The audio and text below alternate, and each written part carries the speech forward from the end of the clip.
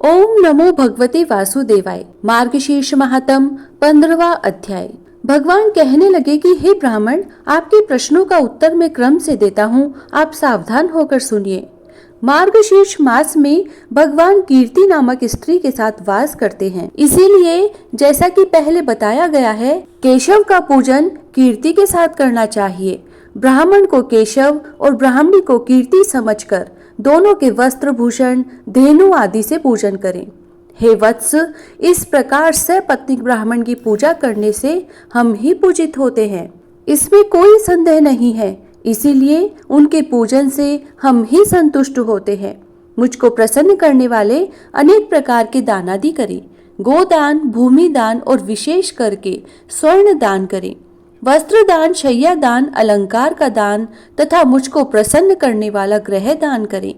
समस्त दानों से 3 दान विशेष कहे गए हैं, एक पृथ्वी, दूसरा गो और तीसरा विद्या दान। इन तीनों दानों से मुझको अतुल प्रसन्नता होती है। अतः मार्गशीर्ष मास में इन 3 दानों को अवश्य करना चाहिए। हे अनग, मैंने स्नान की विधि पहले ही बताई थी। इस मास में पूजन, स्नान और दान करना ही विधान कहा गया है, इसमें कुछ भी संशय नहीं। जो भक्त समस्त मार्गशीर्ष मास व्रत करके बिता देता है और ब्राह्मणों को भक्ति से भोजन कराता है, वह समस्त पापों और व्याधियों से मुक्त हो जाता है और वह खेती में अधिक धनवान और बहुत धान्य वाला होता है। इसमें विशेष कहने से क्या, मैं तुमको अत्यंत बात कहता हूँ। अग्नि और ब्राह्मण ये दोनों ही मेरे मुख से उत्पन्न हुए हैं, परंतु जितना ब्राह्मण का मुख श्रेष्ठ है उतना अग्नि का नहीं। हे सूत, ब्राह्मणों के मुख में आहुति देने से कोटि गुना अधिक फल होता है, क्योंकि जो मेरा अग्नि मुख है वह ब्राह्मणों के अधीन कहा गया है और ब्राह्मण सदैव स्वतंत्र है। अतः हे सूत, चंद्रमा के समान उज्जवल चीनी और घी सहित खीर ब्राह्मणों के मुख में आहुति दे, यह मुझे अत्यंत प्रसन्न कर देने वाली है। यदि स्त्री, पुत्र आदि सुख की इच्छा है तो ब्राह्मण के मुख में आहुति देनी चाहिए, यही मेरी प्रसन्नता है। मुझको प्रसन्न करने के लिए सुंदर लड्डू, कोक रस, सूत फेनी, घृत कपूर का हवन करना चाहिए। मार्गशीर्ष मास में सुंदर और सुगंधित युक्त अच्छे सफेद कमल के समान चावल और मूंग की दाल, जिसमें सुगंधित घृत खूब अधिक डाला गया हो, उसका ब्राह्मण के मुख में होम करो, अर्थात खिलाओ। हे सूत, दूध, घी, खारिक, चारफल, मिश्री, कपूर, नारियल डालकर सुंदर पाक बनाए और मार्गशीर्ष मास में ब्राह्मणों के लिए मन वांछित सुंदर और शुद्ध व्यंजनों को बनाए तथा हे सूत, सुंदर शिखरन बनाए और जो भोजन ब्राह्मणों को अति प्रिय हो उसको बनाकर परम श्रद्धा से ब्राह्मणों को भोजन कराएं। जैसे जैसे ब्राह्मण रस स्वाद पूर्वक भोजन करते हैं, वैसे ही पृथ्वी पर मुझको अत्यंत दुर्लभ प्राप्ति होती है। अतः हे तात, ऐसा जो भी करने से ब्राह्मण प्रसन्न हो वही करना चाहिए, क्योंकि ब्राह्मणों के प्रसन्न होने से ही मैं प्रसन्न होता हूँ, इसमें कोई संशय नहीं है। हे चतुर्वक्त्र, मेरी बातों पर विश्वास करो, मैं तुमसे मिथ्या नहीं कहता। मैंने यह बात तुम्हारे कल्याण के लिए ही कही है। यदि ब्राह्मण क्रोध करे या मारे तो भी मेरी प्रीति के लिए उनको नमस्कार ही करना चाहिए। हे पुत्र, नित्य ऐसा करना और मार्गशीर्ष मास में विशेष करके करना चाहिए। आपने जो भोजन के लिए पूछा सो मैं उसका उत्तर तुमको देता हूँ। मेरे भक्त को मेरा प्रसाद भोजन करना चाहिए। वह प्रसाद पापियों को भी पवित्र करने वाला और मुक्ति का फल देने वाला है। जो प्रतिदिन मुझको अर्पण करके शेष प्रसाद का भोजन करता है, वह एक एक दाने में सैकड़ों चंद्रायण व्रत के पुण्य फल को प्राप्त होता है।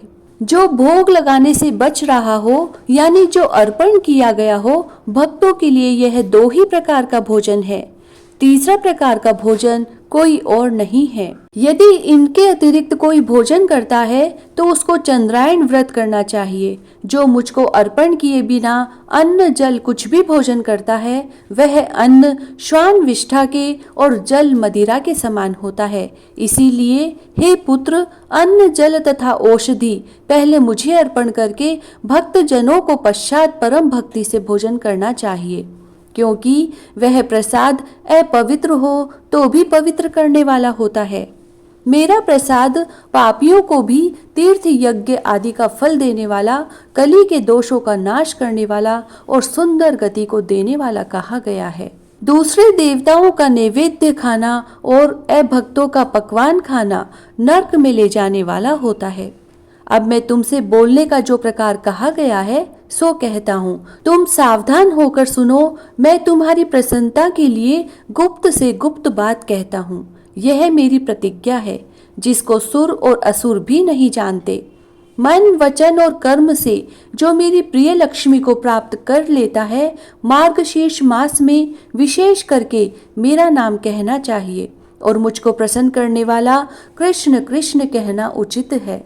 जो मनुष्य कृष्ण कृष्ण कहकर नित्य स्मरण करता है, मैं उसके जाल को भेद कर कमल के समान उद्धार करता हूँ और नरक से बचाता हूँ। हे वत्स, जो विनोद से, दंभ से, मूढ़ता से, लोभ से और छल से भी मेरा भजन करता है, वह भी मेरा भक्त दुख का भागी नहीं होता। जो मनुष्य मृत्यु के समय कृष्ण नाम का पाठ करते हैं, वे पापी होने पर भी यमराज को नहीं देखते। जिन्होंने प्रथम अवस्था में समस्त पापों को किया है, परंतु अंत समय में कृष्ण का नाम स्मरण करते हैं, वह निसंदेह मेरे समीप आ जाते हैं। मरण के समय जो प्राणी विवश होकर भी नमः कृष्णाय कहते हैं, ऐसा करने से अवश्य विष्णुपद के भागी होते हैं और यमराज उसको दूर से ही स्वर्ग को जाते हुए देखते हैं। जो कृष्ण कृष्ण कहता हुआ शमशान मार्ग में मरता है, वह अवश्य मेरे पास आता है। जिनके मेरे भक्तों के दर्शन से कहीं भी मृत्यु हो जाती है, वह बिना मेरे स्मरण के भी मुक्ति का भागी हो जाता है। हे पुत्र, प्रज्वलित पाप रूपी अग्नि का भय मत करो, क्योंकि उसका श्री कृष्ण नाम रूपी मेघ से उठे हुए जल बिंदु से शमन हो जाता है। कली काल रूपी सर्प के तोक्षण दाढ़ का क्या भय है, जो कि श्री कृष्ण रूपी काष्ठ से उठी अग्नि से जलकर नष्ट हो जाता है। पाप रूपी अग्नि से दग्ध कर्म व्यापार से रहित मनुष्यों के लिए बिना श्री कृष्ण स्मरण के दूसरी और कोई औषधि नहीं है। जैसे प्रयाग में गंगा, शुक्ल तीर्थ में नम्रता, कुरुक्षेत्र में सरस्वती श्रेष्ठ है, वैसे ही श्री कृष्ण का कीर्तन श्रेष्ठ है। संसार रूपी समुद्र में निमग्न महापाप रूपी तरंग में गिरे हुए मनुष्य की बिना श्री कृष्ण स्मरण के दूसरी और कोई गति नहीं है। मृत्यु समय के उपस्थित होने पर भी जो मनुष्य श्री कृष्ण स्मरण की इच्छा नहीं करता है, ऐसे पापी के लिए बिना श्री कृष्ण स्मरण के और दूसरा कोई रास्ते का मार्ग नहीं है। जिसके घर में नित्य ही श्री कृष्ण नाम का कीर्तन होता है, उसके घर में गया, काशी, कुरुक्षेत्र और पुष्कर सदा ही वास करते हैं। जिनकी जीवा निरंतर कृष्ण कृष्ण कहती है, उसी का जन्म सफल है। जिसने एक बार भी हरि के इस 2 अक्षर का उच्चारण किया, उसने भगवान के सामीप्य मोक्ष के गमन के लिए कमर कस ली। हरि के नाम में पापों का नाश करने की जितनी शक्ति है, उतने पाप पापी कर ही नहीं सकता। कृष्णा नाम के कीर्तन करने से मनुष्य का शरीर और मन दुखी नहीं होता तथा पाप नहीं लगता और विकलता भी नहीं होती। जो मनुष्य इस कलयुग में श्री कृष्ण इस पथ्य वचन का त्याग नहीं करता, उस मनुष्य के मन में पाप रूपी रोग कलयुग में नहीं लगता। श्री कृष्ण नाम का उच्चारण करते मनुष्यों को जानकर यमराज उसके 100 जन्मों के अर्जित किए गए पापों को नाश कर देता है। जो पाप सैकड़ों चंद्रायण और हजारों पराग व्रत करने से नष्ट नहीं होते, वे पाप कृष्ण कृष्ण ऐसा कीर्तन करने से नष्ट हो जाते हैं।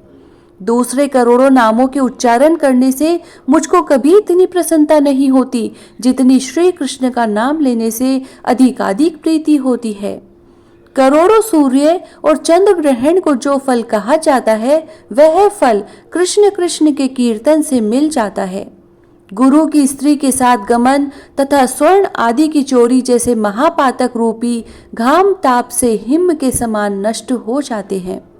यदि अगम्य स्त्री के साथ गमन और स्वर्ण की चोरी जैसे महान पापों से युक्त होने पर भी अंत समय में एक बार भी श्री कृष्ण नाम का उच्चारण हो जाए, तो वह समस्त पापों से मुक्त हो जाता है, चाहे कोई अशुद्ध मन वाला हो, वह बिना किसी प्रायश्चित के करने के अंत समय में कृष्ण नाम के कीर्तन से सब पापों से मुक्त हो जाता है। जो जीवा कली काल में कृष्ण नाम का उच्चारण नहीं करती और उनके गुणगान नहीं करती, ऐसी दुष्ट जीवा कटकर रसातल को चली जाए अथवा नष्ट हो जाए तो ही अच्छा है।